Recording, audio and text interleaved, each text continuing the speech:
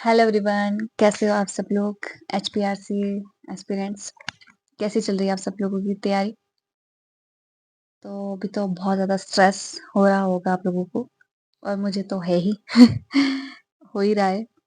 TGT medical और non medical वाले students तो अब शायद दिन रात एक कर चुके होंगे या कर रहे होंगे। और अभी भी मैं सच बताऊँ ना तो मुझे ऐसा नहीं लगता कि मैं पढ़ाई कर लूँ यार, पता नहीं क्यों दिमाग में ऐसा अजीब सा हो गया है। और ऐसे भी लगता है कि एक साइड हो जाए बस सब काम। बस पेपर हो जाए तो हमारी ना सबकी टेंशन ही खत्म हो जाएगी।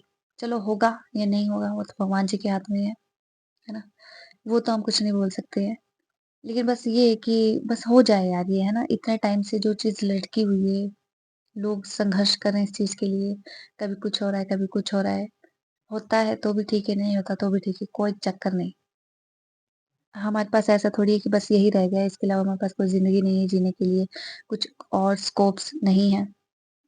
तो इतना नहीं सोचना है कि बस यही है और हमारे पास कुछ है ही नहीं करने के लिए। अगर होता नहीं है या हो गया तो वेल एंड गुड, बहुत अच्छी बात है अगर हो जाए तो। और होना भी चाहिए, सबका ही हो जाए तो अच्छा है। वैसे जितनी सीट्स हैं उतने तो होंगे ही। और क्या बोल सकते हैं यार, बहुत अजीब सा ही हो रखा है। लड़की है ना, लड़कियों को भी इतनी मतलब हम सोचते हैं कि लड़कों को ही ज़्यादा टेंशन होती है, ऐसा नहीं है। लड़के भी बहुत कुछ सोचते हैं यार, हम लोग भी बहुत आगे तक सोचते हैं कि कहीं शादी हो जाएगी हम लोगों की।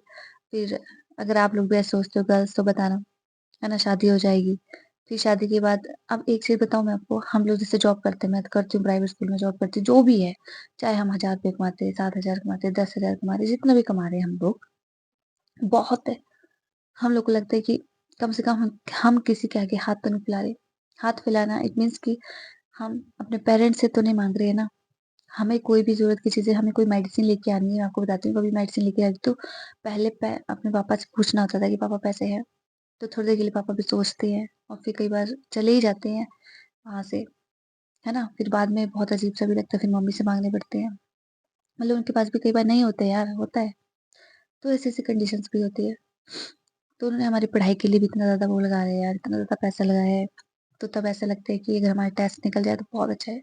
और मैं जेन्युइनली चाहती हूँ ना कि मेरे पास अगर लग गई ना, भगवान की कृपा से अगर लग जाए, वैसे पता नहीं लगेगी कि नहीं यार, वो तो गॉड नोज़। अगर लग जाए तो मेरा सपना है कि जो भी मुझे सैलरी मिलेगी उसका मैं 70% अपने फादर मदर के हाथ में रखना चाहती हूँ। क्योंकि जब वो बूढ़े होंगे उनके पास कोई नहीं होगा, है ना? कि उनके लिए कोई दे पाए। मेरे पापा पीडब्ल्यूडी में थे, वो अभी रिटायर हुए हैं, मार्च में ही रिटायर हुए थे, 2024 पिछले साल रिटायर हुए थे। तो फिर उसके बाद ही मेरे को ऐसा अजीब सा ही हुआ था कि अब क्या होगा यार, मतलब फ्यूचर में क्या होगा? मेरा भाई भी है, तो फिर वो भी कर रहा है संघर्ष अपनी ज़िंदगी में। तो होता ही है, हम लोग को भी होता है कि हम लोगों ने, मेरे पापा ने इतना ज़्यादा पैसा मेरी स्टडी पे लगाया है, तो क्यों ना हम उन्हें भी कुछ ना कुछ तो रिटर्न दें यार। तो मेरा ये ड्रीम है बस कि चाहे मेरे यूट्यूब से हो जाए, चाहे कहीं से भी हो जाए, बस मैं ये चाहती हूँ कि कहीं से हो जाए। अगर यूनिवर्स सुन रहे हैं, भगवान जी सुन रहे हैं, तो मैं चाहती हूँ कि कुछ भी अगर अर्निंग हो, तो उसका 70-80%, 60% जितना भी हो, मैं अपने फादर के हाथ में रख पाऊँ, मम्मा के हाथ में रख पाऊँ।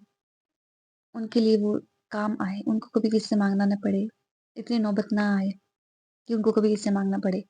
बेशक मेरी शादी हो जाए, मैं कहीं दूर चली जाऊँ, मैं दूर रहूँ, मैं घर ना आ पाऊँ, मैं यहाँ कभी आ ना पाऊँ, लेकिन मैं उनकी हेल्प कर पाऊँ किसी न किसी तरीके से। तो ये मेरा ड्रीम है बस। पढ़ाई करने का मेरा मेन मोटिव यही है, मैं खुद के लिए नहीं करना चाहती। सोचते हैं ना, बॉयज़ सोचते हैं कि लड़कियाँ खुद के लिए करती हैं, लेकिन जो लड़का होता है वो परिवार के लिए सोचता है। तो भई क्या बताएँ, लड़कियाँ भी बहुत कुछ सोच के रखती है। चलो हस्बैंड को अपने वाइफ के लिए, बच्चों के लिए कमाना है, अच्छी बात है। तो अगर वाइफ भी आपके साथ हाथ से हाथ बटा के काम पे लग जाए, तो बल्ले-बल्ले हो जाए, है ना? दोनों का ही फ़ायदा है। तो हम लोग का भी यही होता है, हम भी यही सोचते हैं। मैं तो सोच रही हूँ ऐसे कि कुछ हो जाए भगवान, कि मतलब मैं कभी किसी से माँगूँ ना, मैं इन द सेंस कि शादी हो गई, तो अपने हस्बैंड से ना माँगना पड़े, उनका मुँह ना देखना पड़े कि अब देंगे, कब दोगे? ये चीज़ नॉट गुड। चलो स्टार्टिंग में दे देंगे, लेकिन बाद-बाद में उन्हें भी अजीब लगेगा, कितना माँग रही है ना? होता ही है ये चीज़। और कितना ही माँगेंगे यार हम लोग।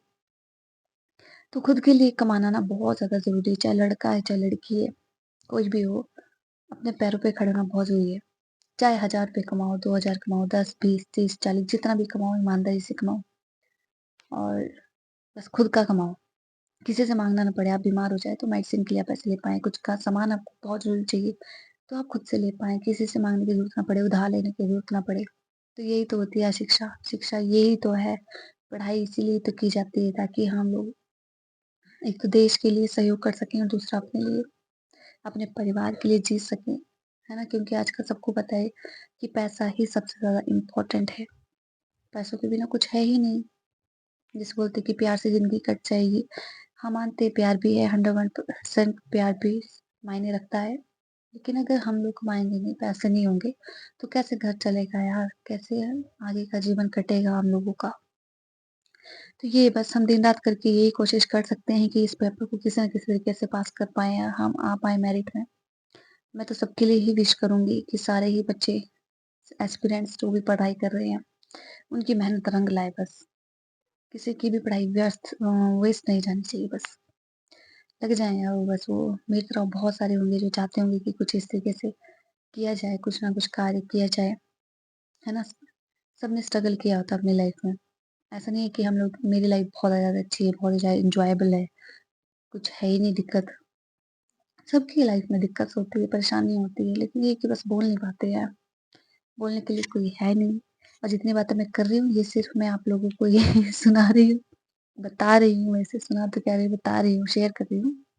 वैसे करती नहीं हूँ मैं बहुत ज़्यादा इंट्रोवर्ट हूँ, ज़्यादा बोलती नहीं इतना नहीं बोलती हूँ मैं, लेकिन मैं बोल रही हूँ, चलो कोई नहीं।